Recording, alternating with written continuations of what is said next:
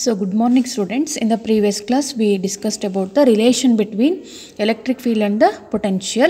The final expression, that is E represent electric field is equal to minus dV by dx. This is the relation. ಇಲ್ಲಿ ನಮಗೆ E ಅಂದ್ರೇನು electric field, V ಅಂದ್ರೇನು dV means potential ಅಂತ. Therefore from this we are conclude that here the negative sign indicates the electric field is in the direction in which the potential is decreases. Okay, electric field ಯಾವ direction ಇರುತ್ತೆ ಅಲ್ಲಿ potential ಏನಾಗ್ತಾ ಇದೆ, ಇಲ್ಲಿ ಕಡಿಮೆ ಆಗ್ತಿದೆ. The potential is goes on decreases is in the direction of electric field. ಹಾಗಾಗಿ ಇಲ್ಲಿ ನೆಗೆಟಿವ್ ಸೈನ್ ನ ತಗೋತಾ ಇದೆ. This is the significance. Next second one is here the magnitude of electric intensity means intensity E is given by change in the potential. ಈ dV by dx represent ಏನು ನಮಗೆ ಕೊಡುತ್ತೆ ಅಂದರೆ ಚೇಂಜ್ ಇನ್ ದ ಯಾವುದರಲ್ಲಿ potential per unit displacement. X ಅಂದ್ರೆ ಏನಿಲ್ಲಿ displacement ಅಂತ.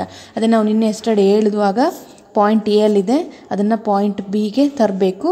ಇಲ್ಲೆಲ್ಲ ಒಂದು ಸೋರ್ಸ್ ಚಾರ್ಜ್ ಇದೆ, ಸ್ಮಾಲ್ ಡಿಸ್ಪ್ಲೇಸ್ಮೆಂಟ್. ಈಗ ನಾವು ಪಾಯಿಂಟನ್ನು ಎಲ್ಲಿಂದೆಲ್ಲಿ ತರಬೇಕು, from A to B. Okay, ಅದನ್ನೇ ನಾವು ಡಿಸ್ಪ್ಲೇಸ್ಮೆಂಟ್ ಅಂತ ಹೇಳ್ಬೋದು, ಯೂನಿಟ್ ಡಿಸ್ಪ್ಲೇಸ್ಮೆಂಟ್ ಅಂತ. ಯಾಕಂದ್ರೆ ನಾವು ಯೂನಿಟ್ ಪಾಸಿಟಿವ್ ಚಾರ್ಜನ್ನು ತರ್ತಾ ಇರೋದು.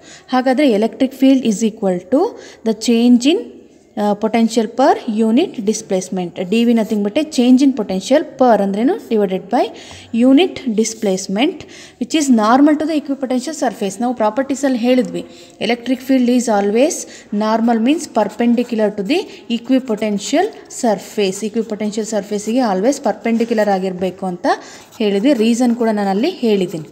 Okay, the electric field is always normal means perpendicular to the equipotential surface. Okay, this is known as potential gradient. Means gradient ಅಂದ್ರೇನು, which goes on decreases ಅಲ್ವಾ. ಈಗ ವೆಹಿಕಲ್ ಮೂವ್ ಆಗ್ತಾ ಇದೆ. ಓಕೆ, ನಾ ಅಲ್ಲೇನು ಮಾಡ್ತಾರೆ, ಡ್ರೈವರ್ ಏನು ಮಾಡ್ತಾರೆ, ಅಲ್ಲಿ ಬ್ರೇಕ್ ಅಪ್ಲೈ ಮಾಡ್ತಿದ್ದಾರೆ. That speed becomes decreases. Speed ಏನಾಗುತ್ತೆ ಅಲ್ಲಿ, ಸ್ಪೀಡ್ ಈಸ್ ಡಿಕ್ರೀಸಸ್. ಓಕೆ, ಅದನ್ನ ನಾವು ಏನಂತೀವಿ, ಗ್ರೇಡಿಯಂಟ್ ಅಂತ ಹೇಳ್ತೀವಿ. ಇಲ್ಲೂ ಕೂಡ ಏನಾಗ್ತಿದೆ, ಪೊಟೆನ್ಷಿಯಲ್ ಏನಾಗ್ತಿದೆ, ಕಡಿಮೆ ಆಗ್ತಿದೆ. ಎಲೆಕ್ಟ್ರಿಕ್ ಫೀಲ್ಡ್ ಇಂಟೆನ್ಸಿಟಿನ ಡೈರೆಕ್ಷನಲ್ಲಿ ಎಲೆಕ್ಟ್ರಿಕ್ ಪೊಟೆನ್ಷಿಯಲ್ ಏನಾಗ್ತಿದೆ, ಕಡಿಮೆ ಆಗ್ತಿದೆ, which is denoted by the negative sign. ಇಲ್ಲಿ ಪೊಟೆನ್ಷಿಯಲ್ ಕಡಿಮೆ ಆಗ್ತಿರೋದ್ರಿಂದ ಇದನ್ನ ಪೊಟೆನ್ಷಿಯಲ್ ಗ್ರೇಡಿಯಂಟ್ ಅಂತ ಹೇಳ್ಬೋದು. This is physical significance of the relation between electric field and the potential. Okay, yesterday I already told that what is the definition of equipotential surface. The surfaces in which at every point the potential is same ಅಂತ ಹೇಳಿದ್ವಿ. ಅಲ್ಲಿ ಹೇಳುವಾಗ ಕೂಡ example ಹೇಳಿದ್ದೀನಿ. This is charge ಅಂದ್ಕೊಂಡ್ರೆ ಇಲ್ಲೆಲ್ಲೊಂದು point P ಅಲ್ಲಿ potential ಎಷ್ಟಿರುತ್ತೆ, V is equal to 1/4πε0 Q divided by R. Okay, ಯಾವುದೇ ಪಾಯಿಂಟ್ ಈ ಲೋಕಸ್ ಆಫ್ ಎ ಪಾಯಿಂಟಲ್ಲಿ ಎಲ್ಲೇ ನಾವು ಚೆಕ್ ಮಾಡಿದ್ರು ಕೂಡ ಪೊಟೆನ್ಷಿಯಲ್ ಏನಾಗಿರುತ್ತೆ, ಈಕ್ವಲ್ ಆಗಿರುತ್ತೆ. ಮೀನ್ಸ್ ಈಕ್ವಿ ನಥಿಂಗ್ ಬಟ್ ಸೇಮ್ ಅಂತ. Okay, in case of isolated point charge, this is isolated means which is separated from the surrounding. Okay, ಈ ಕೇಸಲ್ಲಿ ನಮ್ಗೆ ಈಕ್ವಿಪೊಟೆನ್ಷಿಯಲ್ ಸರ್ಫೇಸ್ ಯಾವ ಥರ ಬರುತ್ತೆ ಅಂದರೆ, ದೀಸ್ ಆರ್ ಕಾನ್ಸೆಂಟ್ರಿಕ್ ಸರ್ಕಲ್ಸ್ ಇದೆಲ್ಲ ಇಲ್ಲಿ ನೋಡಿ, ದೀಸ್ ಈಕ್ವಿಪೊಟೆನ್ಷಿಯಲ್ ಸರ್ಫೇಸ್ ಅಂತ ನಾವು ಹೇಳ್ಬೋದು. ಈಗೊಂದು ಚಾರ್ಜ್ ಇದೆ ಅಂದರೆ ಅದ್ರ ಸುತ್ತ ಕಾನ್ಸೆಂಟ್ರಿಕ್ ಸರ್ಕಲ್ಸ್ನ ಬರ್ಕೋತಾ ಇದ್ದೀವಿ. ಓಕೆ, ಇಲ್ಲಿ ಎಲ್ಲೇ ನಾವು ಚೆಕ್ ಮಾಡಿದ್ರು ಕೂಡ ಪೊಟೆನ್ಷಿಯಲ್ ಏನಾಗಿರುತ್ತೆ, ಈಕ್ವಲ್ ಆಗಿರುತ್ತೆ. These concentric circles R known as equipotential surface. ಹಾಗಾಗಿ ನೋಡಿ, ಇದು ಮತ್ತು ಈ ಸರ್ಫೇಸ್ನ ನಾವು ಇಕ್ವಿಪೊಟೆನ್ಷಿಯಲ್ ಸರ್ಫೇಸ್ ಅಂತ ಹೇಳ್ಬೋದು. ದಿಸ್ ಇಸ್ ಓನ್ಲಿ ರೆಪ್ರೆಸೆಂಟೇಷನ್ ಡಯಾಗ್ರಾಮಲ್ಲಿ ಹೇಳಬೇಕಾದ್ರೆ. ನೆಕ್ಸ್ಟ್ ಸೆಕೆಂಡ್ ಒನ್ ಯಾವುದಂದರೆ for uniform electric field. Uniform electric field ಅಂತ ನಾವು ಲಾಸ್ಟ್ ಚಾಪ್ಟರ್ಲ್ಲಿ ಹೇಳಿದ್ವಿ, ಈಕ್ವಲ್ ಇರಬೇಕು. ನೋಡಿ, ಇವೆರಡು ಈ ಫಸ್ಟ್ ಮತ್ತು ಸೆಕೆಂಡ್ ಲೈನ್ ಮಧ್ಯೆ ಎಷ್ಟು ಡಿಸ್ಟೆನ್ಸ್ ಇದೆನೋ ಅದೇ ಥರ ಸೆಕೆಂಡ್ ಮತ್ತು ಥರ್ಡ್ ಡಿಸ್ಟೆನ್ಸ್ ಮಧ್ಯೆ ಅಷ್ಟೇ ಡಿಸ್ಟೆನ್ಸ್ ಇದ್ದರೆ ಅದನ್ನ ನಾವು ಯೂನಿಫಾರ್ಮ್ ಅಂತ ಹೇಳ್ತೀವಿ. ಸಪೋಸ್ ಯೂನಿಫಾರ್ಮ್ ಎಲೆಕ್ಟ್ರಿಕ್ ಫೀಲ್ಡ್ ಹಿಂಗಿತ್ತು ಅಂದರೆ ಅದಕ್ಕೆ ಪರ್ಪೆಂಡಿಕ್ಯುಲರ್ ಆಗಿ ಯಾವುದಿರುತ್ತೆ ಅಂದರೆ ಇಕ್ವಿಪೊಟೆನ್ಷಿಯಲ್ ಸರ್ಫೇಸಸ್. ನೋಡಿ, ಇದು uniform electric field these are, ಇದಕ್ಕೆ ಪರ್ಪೆಂಡಿಕ್ಯುಲರ್ ಅಂದ್ರೇನು 90 ಡಿಗ್ರಿ ಇರಬೇಕು. ಇವನ್ನ ನಾವು ಇಕ್ವಿಪೊಟೆನ್ಷಿಯಲ್ ಸರ್ಫೇಸ್ ಅಂತ ಹೇಳ್ತೀವಿ. 1, 2, 3 these are the equipotential surface. ನೋಡಿ, ಅದು ಯಾವ ಶೇಪಲ್ಲ, it may be any shape, it may be rectangular, it may be concentric circle, ಸ್ಪೆರಿಕಲಲ್ಲೂ ಇರ್ಬೋದು. Okay, for uniform electric field, equipotential surfaces are planes right angles to the field lines. ಹೇಳಿದ್ನಲ್ಲ, field ಹಿಂಗಿತ್ತು ಅಂದರೆ ಅದಕ್ಕೆ perpendicular ಆಗಿ equipotential surface ಇರುತ್ತೆ. ಅದನ್ನು ಕೂಡ ನಾನು ಪ್ರಾಪರ್ಟೀಸ್ ಹೇಳುವಾಗ ಎಕ್ಸ್ಪ್ಲೇನ್ ಮಾಡಿದ್ದೀನಿ ಯಾವುದಕ್ಕೆ ರೀಸನ್ ಅಂತ. ಯಾಕಂದರೆ ಸಪೋಸ್ ಪರ್ಪೆಂಡಿಕ್ಯುಲರ್ ಇಲ್ಲ ಅಂದರೆ ಎರಡು ಕಾಂಪೊನೆಂಟ್ ಹಿಂಗೆ ಈ ಥರ ಇತ್ತು ಅಂದರೆ ಅಲ್ಲಿ ಎರಡು ಕಾಂಪೊನೆಂಟ್ ಬರುತ್ತೆ. ಬಟ್ ಆ ಥರ ಎರಡು component impossible. Okay, therefore first, second, third these are represents the equipotential surfaces. Okay, the next topic is the electric potential energy of a system of a charge. Okay, now single charge ge electric potential anna heltidvi, but in this case we are going to describe the electric potential, the energy of a system of a charge. Okay, ಇಲ್ಲಿ ನಮಗೆ ನೇಚರಲ್ಲಿ ಒಂದೇ charge ಇರಲ್ಲ, number of the charges ಇರುತ್ತೆ, Q1 Q2 Q3. Okay, ಇದ್ರದ್ದೆಲ್ಲರದ್ದು potential energy ಹೇಳಬೇಕಂದ್ರೆ ಯಾವ ಥರ define ಮಾಡಿ, same electric potential definition ಇದೆಲ್ಲ ಲೈಕ್ ದಟ್.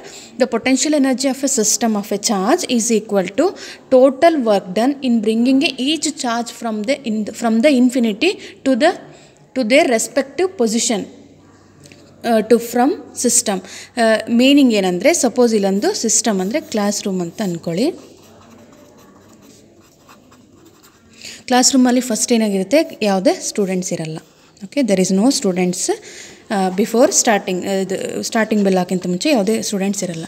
ನೀವೇನು ಮಾಡ್ತೀರಾ, student number 1 means charge Q1 ಅಂತ ಅಂದ್ಕೊಳ್ಳಿ. ಯು ಆರ್ ಅಟ್ ಇನ್ಫಿನಿಟಿ, ಎಲ್ಲೋ ಇರ್ತೀರ ಮನೇಲೆಲ್ಲೋ. ಓಕೆ, ನಿಮ್ಮ ಫ್ರೆಂಡ್ Q2 ಅವರು ಇನ್ಫಿನಿಟಿಲಿ ಇರ್ತಾರೆ, ನಿಮ್ಮ ಇನ್ನೊಬ್ಬ ಫ್ರೆಂಡ್ Q3 ಅವರು ಇನ್ಫಿನಿಟಿ, ಲೈಕ್ ದಟ್. ಇದೇ ಥರ Qn. Okay, when the college begins, college start ಆಯ್ತು, ನೀವೇನು ಮಾಡ್ತೀರಾ, ಫಸ್ಟ್ ಯಾರಾದರೂ ಒಬ್ಬರು ಬರ್ತೀರಾ. ಓಕೆ, ಮೀನ್ಸ್ ಇಲ್ಲಿಂದ ಇಲ್ಲಿ ಬರಬೇಕಂದ್ರೆ ಹಾಗೆ ಬರ್ತೀರಾ. Some work is done, because force ಹಾಕ್ತೀರಾ, ಡಿಸ್ಪ್ಲೇಸ್ಮೆಂಟ್ ಮಾಡ್ತೀರಾ ಅಂದರೆ ನಡೀತೀರಾ. ಓಕೆ, ಇದ್ರದ್ದು ಪ್ರಾಡಕ್ಟ್ ಏನು, ವರ್ಕ್ ಡನ್. ಸಮ್ ವರ್ಕಲ್ಲಿ ಖರ್ಚಾಗುತ್ತೆ. ಓಕೆ, ಇಲ್ಲಿಂದ ಇನ್ಫಿನಿಟಿಯಿಂದ ಇಲ್ಲಿ ಬರಲಿಕ್ಕೆ ಎಲ್ಲ ಚಾರ್ಜ್ಗಳು. ಓಕೆ, ಇಲ್ಲಿ ಕೂಡ ನಿಮ್ಮ ಫ್ರೆಂಡ್ ಮೇಲೆ ಬರಬೇಕಂದ್ರೆ some work is done, small amount of work is done. ಇಲ್ಲಿಂದ ಇನ್ನೊಬ್ಬ ಸ್ಟೂಡೆಂಟ್ ಬರಬೇಕಂದ್ರೆ ಸ್ಮಾಲ್ ವರ್ಕ್ ಈಸ್ ಡನ್. ಇಲ್ಲಿಂದ ಇಲ್ಲಿ ಬರಬೇಕು ಅಂದರೆ ಕ್ಲಾಸ್ ರೂಮಿಗೆ small amount of work is done. Okay, ಇಲ್ಲಿಂದ ಇಲ್ಲಿ ಬರಲಿಕ್ಕೆ ಟೋಟಲ್ ಎಷ್ಟು ವರ್ಕ್ ಆಗುತ್ತಲ್ವಾ. Okay, the total work done in bringing each ಚಾರ್ಜನ್ನು ನಾವು ಎಲ್ಲಿಂದ ಎಲ್ಲಿ ತರಬೇಕು, infinity to their respective position. ಅಂದರೆ ನಿಮ್ಮ ಪೊಸಿಷನ್ನಿಗೆ, ಸೀಟ್ಸಿಗೆ ನಿಮ್ಮ ಬೆಂಚಿಗೆ ಬಂದು ತಲುಪಲಿಕ್ಕೆ ಎಷ್ಟು ವರ್ಕ್ ಆಗುತ್ತಲ್ಲೋ, the total work done is known as the electric potential energy of a system. Okay, ನಾವು ಲೈಕ್ ಲಾಸ್ಟ್ ಡೆರವೇಷನ್ಸಲ್ಲೆಲ್ಲ ಸಿಂಗಲ್ ಚಾರ್ಜನ್ನು ತರಬೇಕಂತ ಹೇಳ್ತೀವಿ. This is a source charge. ಇಲ್ಲೆಲ್ಲೋ ಒಂದು ಇನ್ಫಿನಿಟಿಲಿ ಪಾಯಿಂಟ್ ಚಾರ್ಜ್ ಇದೆ, ಅದನ್ನು ಈ ಫೀಲ್ಡಿಗೆ ತರಬೇಕು ಅಂತ ಹೇಳಿದ್ರೆ ಅದನ್ನ ವರ್ಕ್ ಡನ್ ಅಂತ ಹೇಳ್ತಿದ್ವಿ. ಫಸ್ಟ್ ಎಗೆ ತರ್ತಿದ್ವಿ, ನೆಕ್ಸ್ಟು ಪಾಯಿಂಟ್ ಬಿಗೆ ತರ್ತಿದ್ವಿ. ಇದೇ ಥರ ಇಲ್ಲಿ ಸಿಂಗಲ್ ಹೇಳಿದ್ವಿ, ಬಟ್ ಇಲ್ಲಿ ಸಿಸ್ಟಮ್ ಆಫ್ ಎ ಚಾರ್ಜ್ಗೆ ಹೇಳುವಾಗ same definition, but we are considering the system of charges. Okay, next one is the derivation for expression for potential energy of a system of two charges. ಈಗ ನಾನು ಏನು ಮಾಡ್ತಿದ್ದೀನಿ, many charges ತಗೋತಾ ಇಲ್ಲ, only 2, you and your friend, ಈಗ ಇಬ್ಬರದು. ಇನ್ the absence of an external electric field, ನಾವು ಇಲ್ಲಿ ಎಕ್ಸ್ಟರ್ನಲ್ ಆಗಿ ಎಲೆಕ್ಟ್ರಿಕ್ ಫೀಲ್ಡನ್ನು ಕೊಡ್ತಾ ಇಲ್ಲ. Okay, without external electric field okay ಎಷ್ಟು ಪೊಟೆನ್ಷಿಯಲ್ ಎನರ್ಜಿ ಬರುತ್ತೆ ಅನ್ನೋದನ್ನ ಡೆರವೇಷನ್ ನೋಡಬೇಕು. Okay, consider A system consisting of the 2 charges. ಈಗ ನಾವು ಇಲ್ಲಿ ಆಲ್ರೆಡಿ ಅವರೇ ಹೇಳಿದ್ದಾರೆ, ಸಿಸ್ಟಮ್ ಆಫ್ 2 ಚಾರ್ಜಸ್ ಆಗಿರೋದ್ರಿಂದ Q1 ಮತ್ತು Q2. These are separated by A distance R12. This is Q1, B means Q2. A is a Q1, B is Q2. These are separated by a distance R12. 1 represent charge 1, 2 represent charge 2. Okay, but initially ಏನಾಗಿರುತ್ತೆ, assumption. Okay, initially assume that Q1 and Q2 are at infinity. Okay, this is their position. ಇಲ್ಲೊಂದು ನಿಮಗೆ ಇದು place, ಇದು ನಿಮ್ಮ ಫ್ರೆಂಡ್ಗೆ. Initially ನೀವು ಕ್ಲಾಸಲ್ಲಿ ಇರಲಿ, ನೀವೆಲ್ಲಿರ್ತೀರ, ಅಟ್ ಇನ್ಫಿನಿಟಿ, ಎಲ್ಲೋ ಮನೇಲಿರ್ತೀರ. Okay, both Q1 and Q2 are at ಇನ್ಫಿನಿಟಿಲಿದೆ, Q1 ಮತ್ತು Q2. ಫಸ್ಟ್ ಏನಂದರೆ ಇಲ್ಲಿ, first the charge Q1 is bringing from infinity to its position. ನೀವು ಎ. ಓಕೆ, ನೀವೇನು ಮಾಡಬೇಕು, ಇನ್ಫಿನಿಟಿಯಿಂದ ನೀವು ಎಲ್ಲಿಗೆ ಬರಬೇಕೀಗ, ಕ್ಲಾಸ್ ರೂಮಿಗೆ ಬರಬೇಕು. Okay, first the charge Q1 is bringing from infinity to its position A. ಗೆ ಬರಬೇಕು. No work is done, ಅಲ್ಲಿ ವರ್ಕ್ ಆಗಲ್ಲ. ಯಾಕಂದರೆ there is no external electric field. ಅಂದರೆ ಇನಿಷಿಯಲಿ ಕ್ಲಾಸ್ ರೂಮಲ್ಲಿ ಯಾರು ಇರಲ್ಲ, ಫಸ್ಟ್ ಬರೋದೇ ನೀವು ಯಾರಿಗೆ ಅಪೋಸಿಟಾಗಿ ಚಾಲೆಂಜಿಂಗ್ ಮಾಡಿ ಬರಲಿಕ್ಕಿಲ್ಲ, ಯಾಕಂದರೆ ನಿಮ್ಮದು ಫಸ್ಟ್ ಯಾರು ಬಂದಿರಲ್ಲ. ಓಕೆ, ಸೊ ದಟ್ ನಿಮ್ಮಿಬ್ಬರ ಮಧ್ಯೆ ಯಾವುದೇ ಜಗಳ ಇಲ್ಲ, ನಾನು ಫಸ್ಟ್ ಬಂದೆ ಅಂತ. Therefore work is 0. ಅರ್ಥ ಆಯ್ತಾ? ಅಲ್ಲಿ in the absence of external electric field ಇರೋದ್ರಿಂದ W1 0 ಬರುತ್ತೆ ಫಸ್ಟ್. ಯಾಕಂದರೆ ಇನಿಷಿಯಲಿ ನಿಮಗೆ ಎಗೇನೆಸ್ಟಾಗಿ ಯಾರು ಫಸ್ಟ್ ಬಂದಿರಲ್ಲ, ದೇರ್ ಫೋರ್ ನಿಮಗೆ ಯಾವುದೇ ಅಲ್ಲಿ ಜಗಳ ಇಲ್ಲ.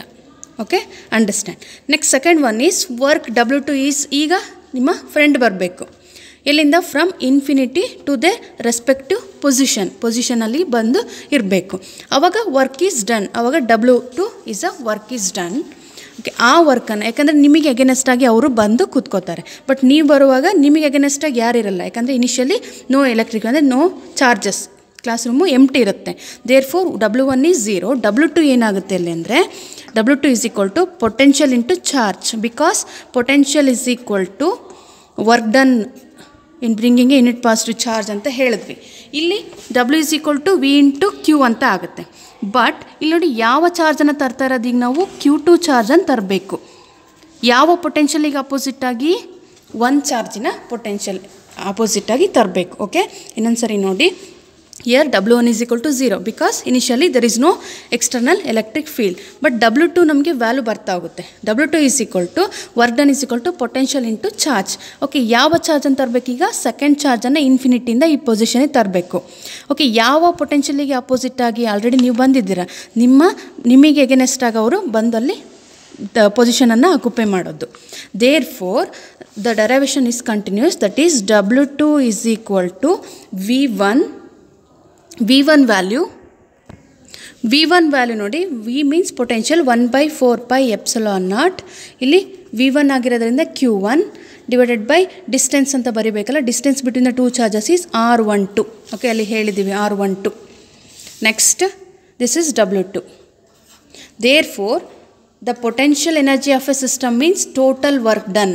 ಹಾಗಾದರೆ ಟೋಟಲ್ ವರ್ಕ್ ಎಷ್ಟಾಯಿತು ಯಾವುದಕ್ಕೆ? In order to bring the two charges Q1 and Q2 from infinity to their respective position. ಇಲ್ಲಿ ತರಲಿಕ್ಕೆ ಟೋಟಲ್ ಎಷ್ಟು ವರ್ಕ್ ಆಗುತ್ತೆ ಅಂದರೆ that is W1 plus W2. Therefore potential energy is denoted by U is equal to W1 means 0, W2 means 1/4πε0 Q1.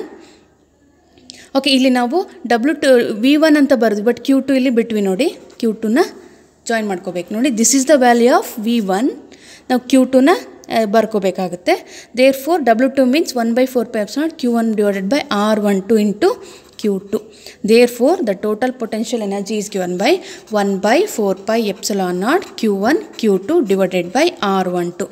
This is the potential energy of a system of two charges in the absence of an external electric field. Okay, ಇಲ್ಲಿ W2 ಬರೆಯುವಾಗ V1 value ಏನು? 1/4πε0 Q1 divided by R12 into ಇಲ್ಲೊಂದು Q2 ಇದೆ, ಅದನ್ನು miss ಮಾಡಬಾರ್ದು, ಇಲ್ಲಿ ಬರ್ಕೊಳ್ತಾ ಪ್ರಾಡಕ್ಟಲ್ಲಿ ಬರೀತಾ ಹೋಗಬೇಕು. This is the expression for potential energy of a system of two charges in the absence of an external electric field.